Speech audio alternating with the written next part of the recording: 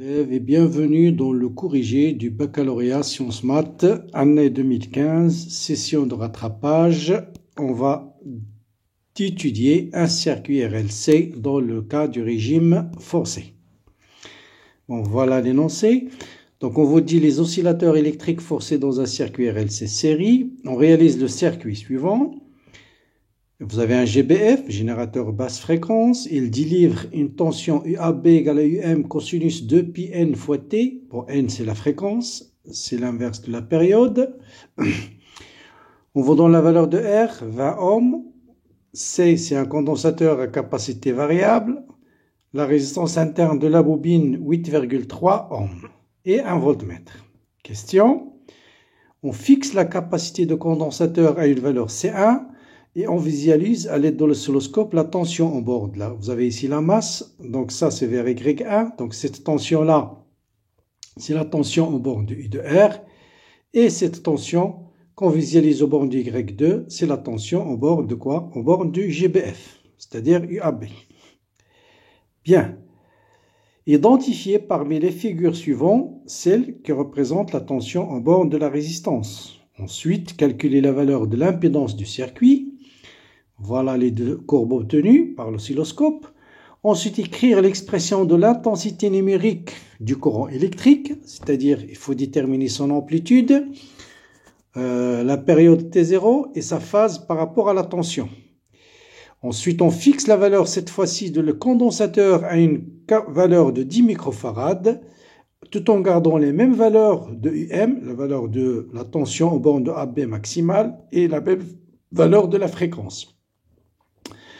Le voltmètre indique 3 volts.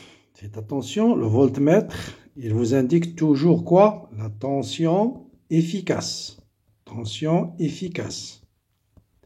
L'oscilloscope, l'oscillo, il nous donne tension maximale. C'est là où il faut faire attention. Tension maximale.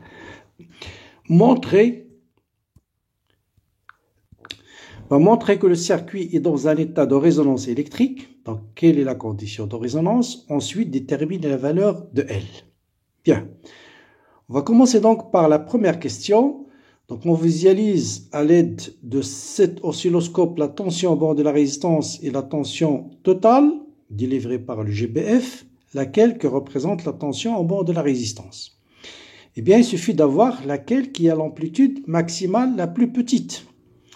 Or, on sait que, bon là vous voyez bien que la tension maximale du signal 1, c'est combien? C'est 2 carreaux, donc c'est 3 volts. Pour l'autre, c'est 6 volts. On sait que la tension au bord de la résistance maximale, c'est R fois le courant maximal. La tension au bord du AB, c'est Z fois IM.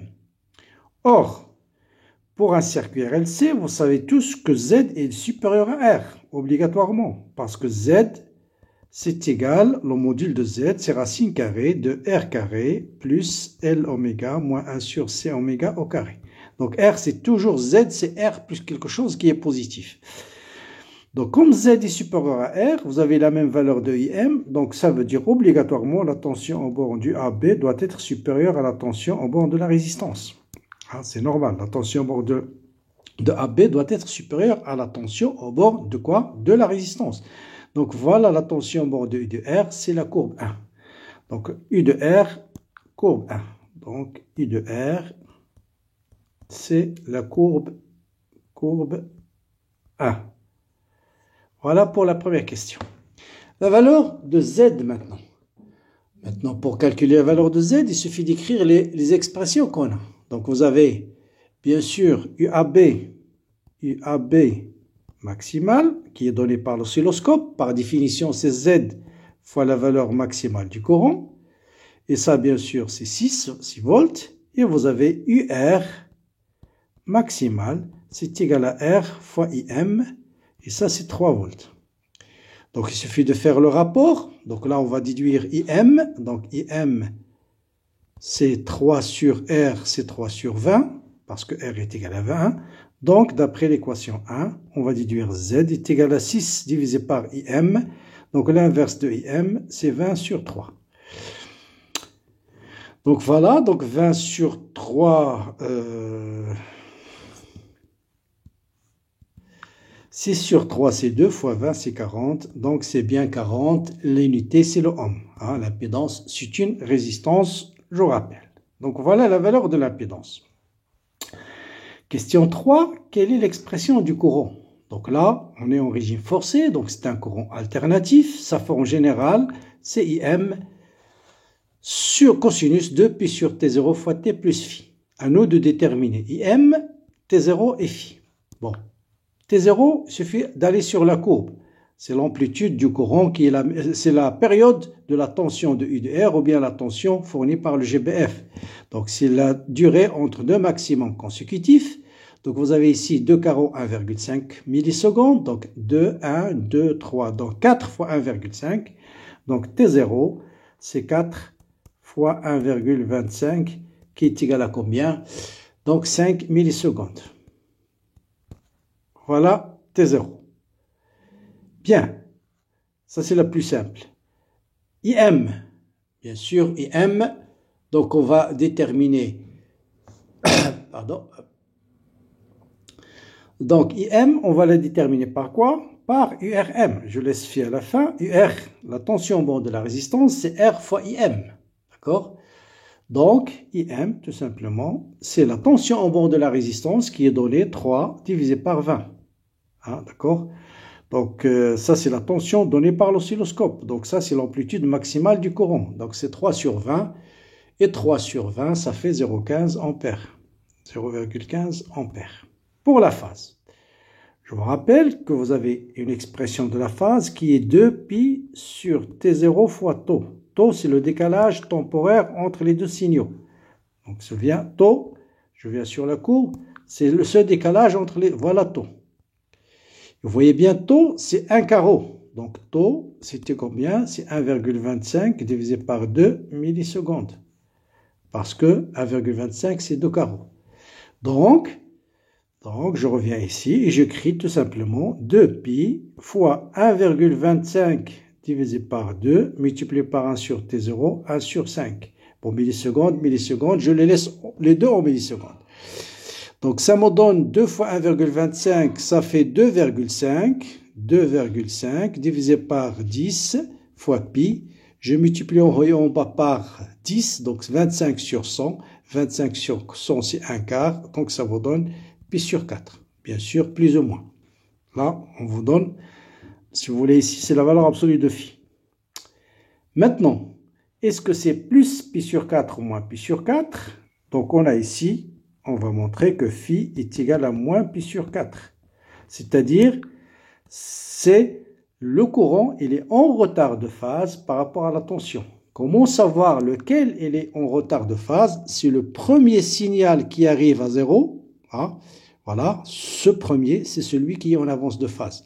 C'est le premier qui arrive à 0 et après un certain temps, le deuxième signal arrive en 0. Donc, pour se rappeler, pour se retrouver facilement, le premier signal qui arrive en 0, vous voyez ici, le premier signal qui arrive en 0, ensuite, si le courant arrive en 0, donc la tension, il est en avance de phase, ça veut dire le courant, il est en retard de phase, autrement dit, phi égale à moins pi sur 4. Donc, le courant, en définitive, ça sera, pardon, I de t, ça sera 0,15, cosinus. Donc, 2pi sur T0, ça fait 400 pi, fois t. Et bien sûr, plus la phase qui est moins pi sur 4. Donc, voilà l'expression du courant électrique. Bien. Est-ce que... Eh bien, comment montrer que le circuit, avec ces données, il est en état de résonance? Eh bien, pour montrer qu'un circuit il est en état de résonance, il suffit de montrer que... Donc, on doit montrer que Z est égal à R. Donc, si on montre que Z est égal à R, ça veut dire le circuit, il est en état de résonance. Eh bien, quelles sont les données? C'est la tension donnée par le voltmètre. Là, il faut faire attention, le voltmètre, aux bornes de la résistance, il nous indique une tension U de R égale à 3 volts. Ça, c'est la tension efficace. Donc, I de R, c'est le courant fois I efficace. Hein, parce que ça, c'est indiqué par le voltmètre. Donc, je peux déduire tout de suite la valeur de I efficace. C'est égal à combien? C'est 3 sur 20. 3 sur 20 et ça me fait 0,15 ampères. Ça, c'est la tension efficace. Or, c'est quoi l'impédance Z? Donc, Z, vous avez U à B max est égal à Z fois I max. Faites attention. Donc, Z est égal à U à B max qu'on garde. La même chose que tout à l'heure, c'est UM sur IM. Et on connaît I efficace. Et vous savez que IM, c'est I efficace racine de 2. Donc, c'est I de I efficace. Donc, UM, d'après la courbe de tout à l'heure, c'est 6 volts divisé par racine de 2 fois I efficace qui est 0,15. Et ça vous donne exactement 28,3. 28,28, on va mesurer 28,23 ohms. Or, c'est quoi la résistance totale du circuit? La résistance totale, faites attention, c'est R plus ne pas oublier la résistance de la bobine. Et ça, c'est exactement 28,3 ohms, donc égal à Z. Donc, Z égale à R, donc on a bien un état de résonance. Donc là, deux remarques importantes. La première, la tension qu'on vous donne, c'est celle indiquée par le voltmètre et non pas par l'oscilloscope. Donc, ce qu'on peut déduire, c'est I efficace et non pas I max. Et bien sûr, après, c'est simple. Bien, il nous reste à déterminer, je crois il reste encore une question. C'est déterminer la valeur de L, mais ça, c'est très facile. Valeur de L, puisqu'on est à la résonance, donc L oméga est égal à 1 sur C oméga. Autrement dit, LC oméga au carré est égal à 1. Ça veut dire L est égal à 1 sur C oméga carré. On vous donne la valeur de C, et bien sûr, oméga, c'est 2pi sur T0. On connaît la valeur de T0, on connaît tout. Je vous laisse ce soin de faire l'application numérique, et sauf erreur, vous allez trouver L est égal à 63,3 millihenry. Donc voilà pour le corrigé de ce baccalauréat, circuit RLC forcé que vous avez demandé. Comme d'habitude, n'hésitez pas à liker la vidéo, la partager avec vos amis. Bonne préparation à tous et à très bientôt.